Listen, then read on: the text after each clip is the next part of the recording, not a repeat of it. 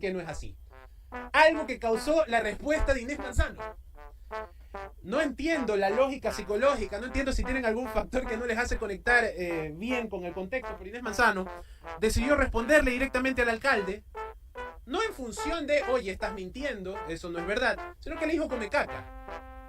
No estoy mintiendo, una ministra de gobierno le dijo come caca a un alcalde literalmente en un tuit.